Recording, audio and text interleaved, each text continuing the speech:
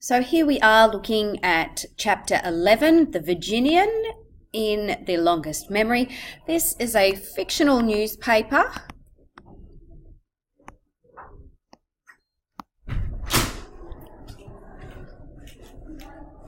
And I think there are 17 editorials.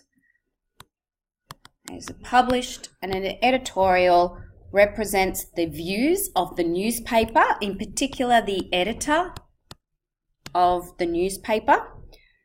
And so this represents the predominantly white view of the issue of slavery at the time. Now, at the time that these editorials were written, they were over a period of about 6 months, in 1809 and 1810. This was a time where there was increasing resistance to slavery in the north of the US, whereas in the south there was a strong defense of the practice of slavery. And ultimately, in the 1860s, it ends up being the Second American Civil War, or the Second War in the United States. The Northern against the South, the Confederate against the Northern Army. But for now, it's just a time where there are a variety of views that exist. And obviously, the Virginian is from the state of Virginia. Okay.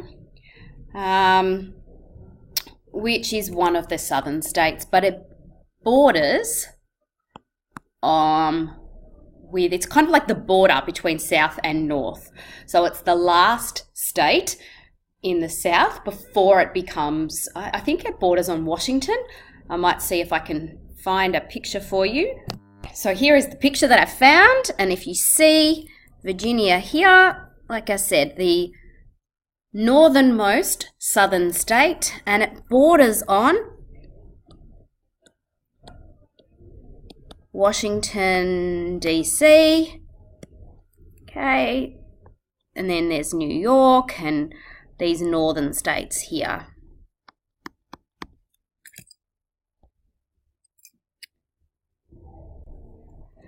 And so what you'll notice in the writing of these editorials is there's quite a lot of persuasive language and techniques.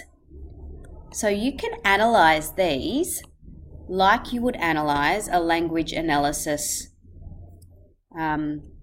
task. You'll find repetition, you'll find emotive appeals, you'll find all of those different types of techniques that are designed to try and appeal to people's emotions and logic on that issue of slavery. And there's a number of, I guess, related issues to do with slavery that it goes through. The first is simply about whether, I guess, is it compatible with Christianity to wield a whip?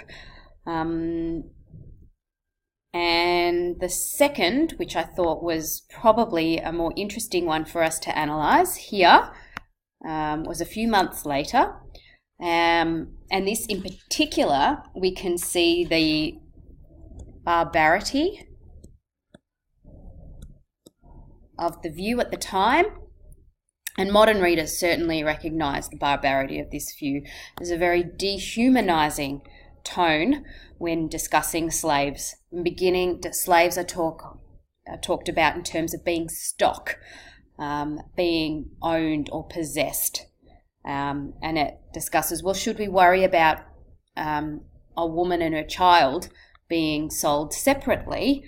And the question of, here, are we to attribute to slaves all the qualities we credit to ourselves as human beings? I think not. And I guess this is bringing up a major issue with slavery at the time, that the way that slavery was justified because people asserted that the African slaves were lower forms of life. They were not like human beings. They considered them different, like a different species.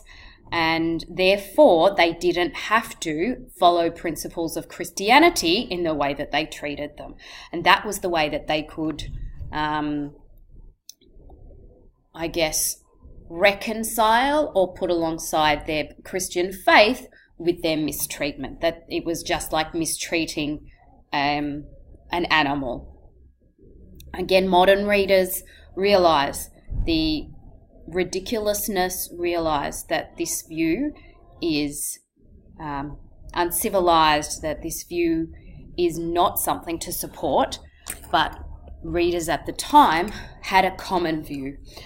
And this is certainly represented here. They are not like us. They do not feel like we feel. They do not value what we value. So you'll notice the techniques. We've got exclusive language, they, not we and us, but they. We've got repetition. They are, they do not, they do not. Okay. We've got this analogy, the comparison with livestock. And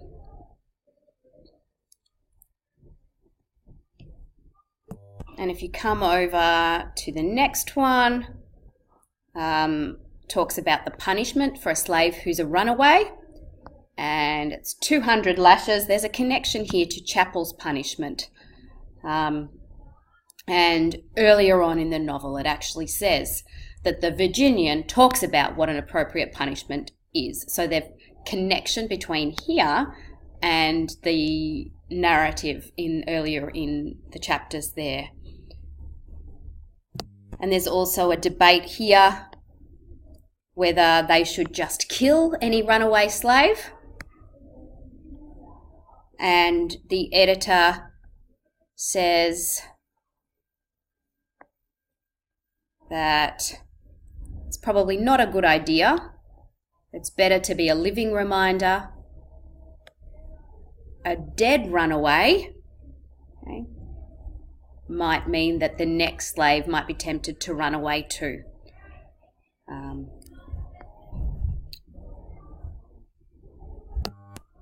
Okay, and page 109. This editorial talks about the very old slave given a good life of service and now is too old to be of much use.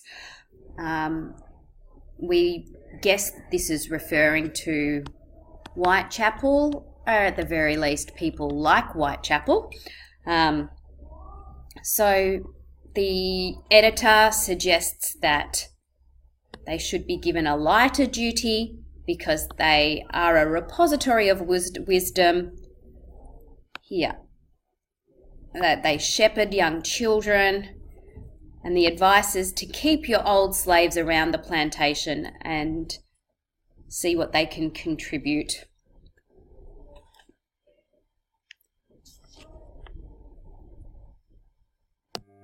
On the next page,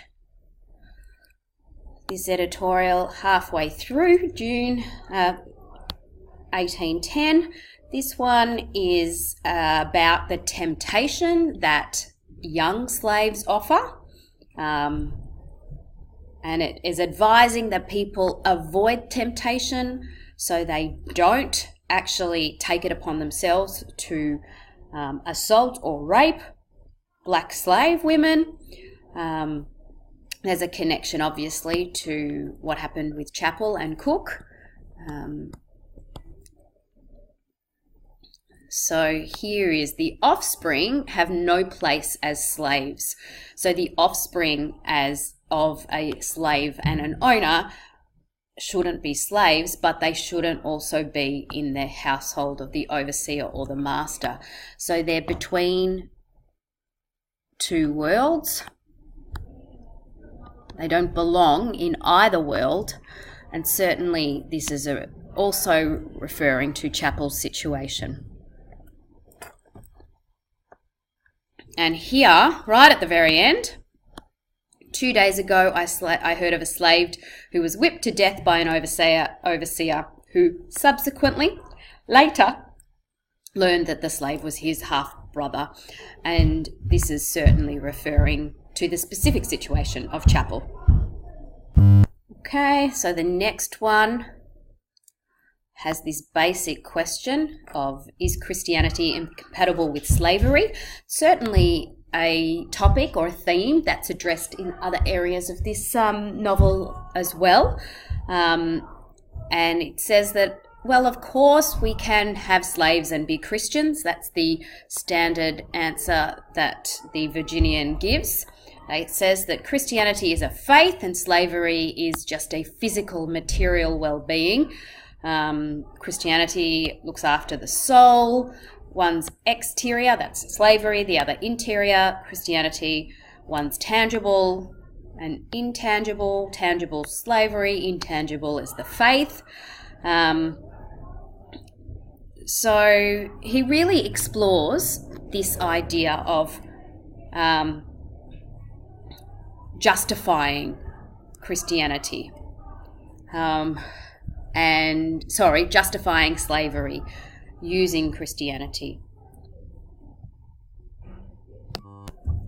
And we keep going on to the next story, so the next editorial.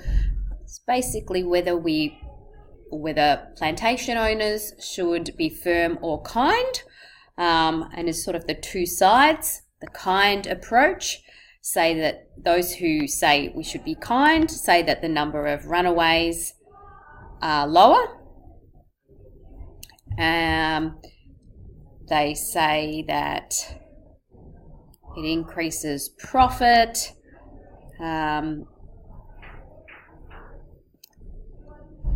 But some people who say that the firm approach is better, they say that the harsh punishments are essential. But he's saying that they should be not firm or kind, but fair. There's a final sentence, the lot of the slaves need not be miserable. My note for the top here was that there was very much a patronising tone here. And that is that it seems to be advocating kindness. It seems to be saying we need to be kind to our slaves, but actually they're kind of treating them as inferior beings in the way that they discuss it. They're treating them like children or even like dogs here. So that's important that we analyse that. The next one answers the question of if slavery will ever come to an end. Some people say yes, some people say no. Yes, slavery will come to an end. People say that advances in techniques for manufacturing, so almost like the Industrial Revolution, will lead to it becoming cheaper for machines to do the work rather than slaves. But no was not in our lifetime. But interestingly, when they're having a conversation, will slavery will ever come to an end? When we say yes, the person who asked, his face fell, who is sad that yes, slavery will come to an end. But no, his expression became gleeful. Again, there's an incredible arrogance in that view. We're moving on.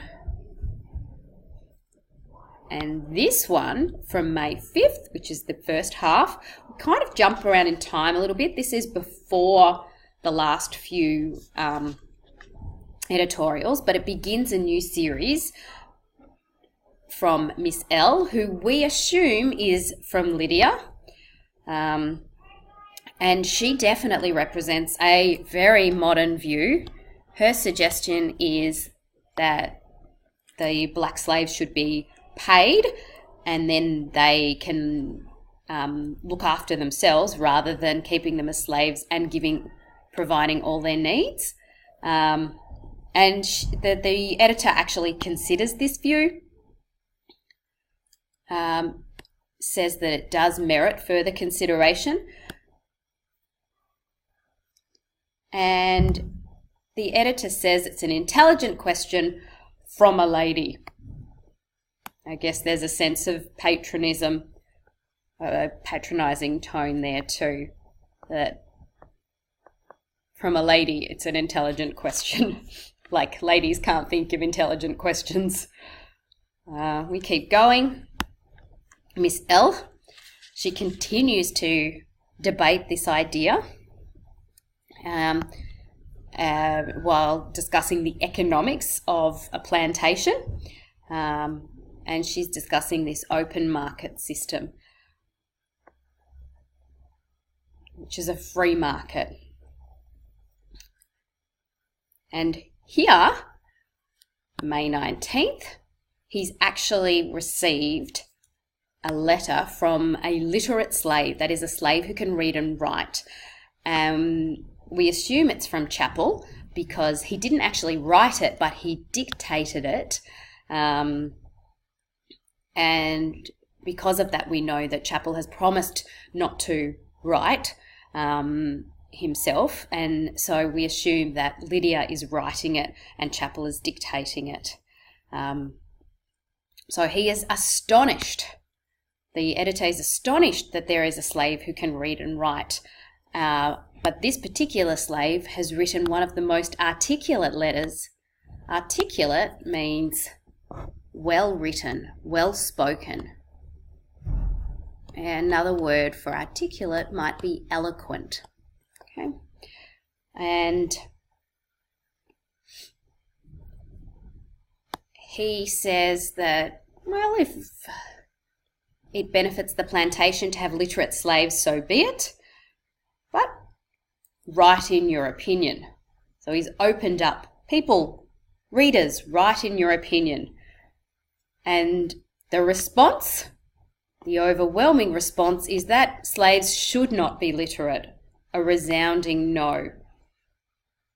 And there was a response from a father and daughter. Now again, we assume that this is the daughter Lydia and the father Mr. Whitechapel. That's just our assumption, but I think it's a pretty good one under the circumstances. So the father said no, and the daughter said yes, and about time. This issue of the theme of the importance of literacy and the right to education is addressed here, page 117.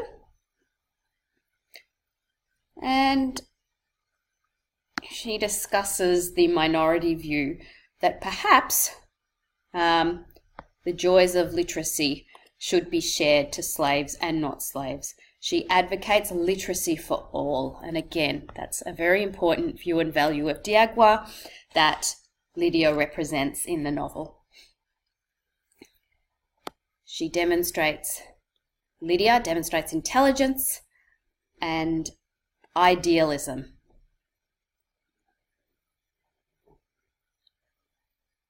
Here, the deputy of the overseer, and we assume that perhaps this could be the deputy from that plantation, from Mr. Whitechapel's plantation, is talking about the situation of the poor whites. So people are paying all these attention to slaves and plantation owners, but what about the poor whites who are also working? He says the lives of these people are barely one rung above the condition of a slave, and some of them eat better than the whites. Saying that we need to think about these poor white people rather than the slaves. Next one. Okay. And there's people who are also supporting this letter, saying that whites have been forgotten, the working class whites.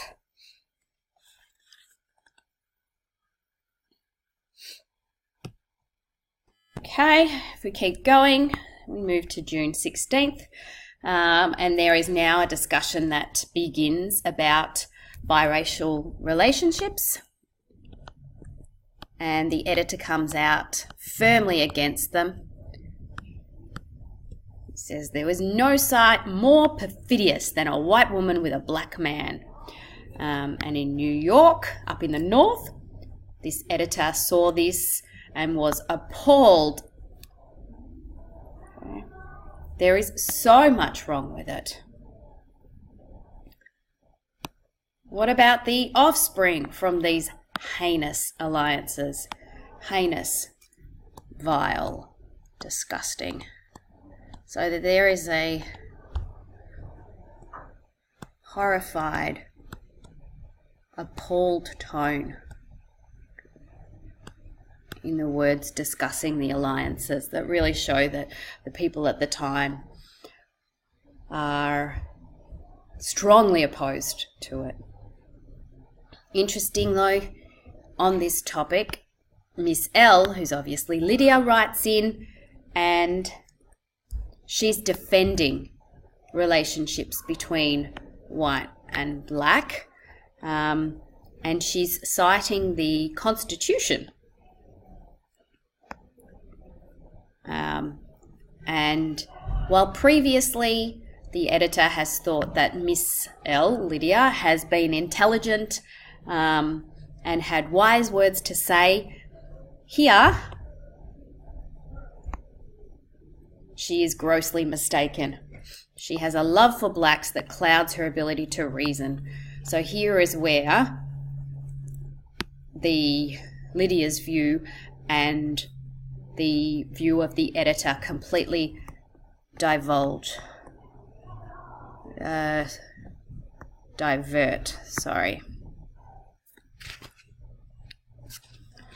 that's the end of the series of letters to the editor. So although they are individual, standalone, lots of persuasive language, they do kind of connect to things that were happening throughout the rest of the narrative. And how we see those connections and how we write about those connections in our essay will be really important, because here we see clearly the views and values that we need to refer to in our essay and discuss. Okay, that's the end for chapter 11.